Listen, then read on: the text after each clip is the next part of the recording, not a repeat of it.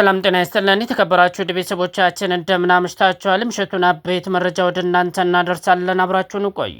የኢትዮጵያ ሎተሪ አገልግሎት ዋና ስራ አስኪያጅ ቤዛ ግርማ በቀለ በመንግስት ከፍተኛ ምርመራ እንደተጀመረባቸውና የባንክ ሂሳባቸው እንዳይንቀሳቀስ ታግዶ ምርመራ እየተደረገባቸው መሆኑ ተገለጸ። የፍትህ ሚኒስቴር ለሁሉም ባንኮች ባስተላለፈው ይፋዊ ደብዳቤ የዋና ስራ አስኪያጇ ቤዛ ግርማ በቀለም የባንክ እንቅስቃሴ እንዲታገድ ትዕዛዝ ሰጥቷል።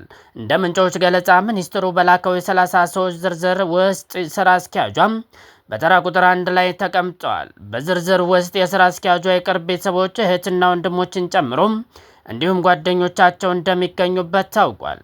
ምርመራው የተጀመረው መንግስት ሰሞኑን የሀገር ሀብት ዘርፈዋል በሚል በጠረጠራቸው የስፖርት አወራራጅ ድርጅቶችና የገንዘብ አስተላላፊ ተቋማት ላይ ያካሄደ ካለው ሰፊ ኦፕሬሽን ጋር ተያይዞ መሆኑ ተመላክቷል። ብሔራዊ ሎተሪ አገልግሎት ከታህሳስ 6 ጀምሮ የበርካታ ስፖርት አወራራጅ ድርጅቶችን ፍቃድ መሰረዙ ይታወቃል።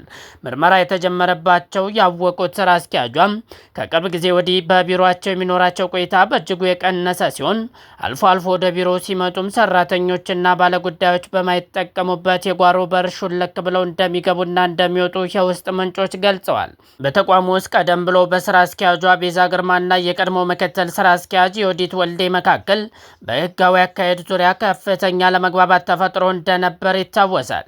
ይህንኑ ተከትሎ የቦርድ ሰብሳቢው አቶ ተክለወልድ አጥናፉ በፈረሙት ደብዳቤ ምክትል ስራ አስኪያጇ ከኃላፊነታቸው መነሳታቸው ይታወሳል።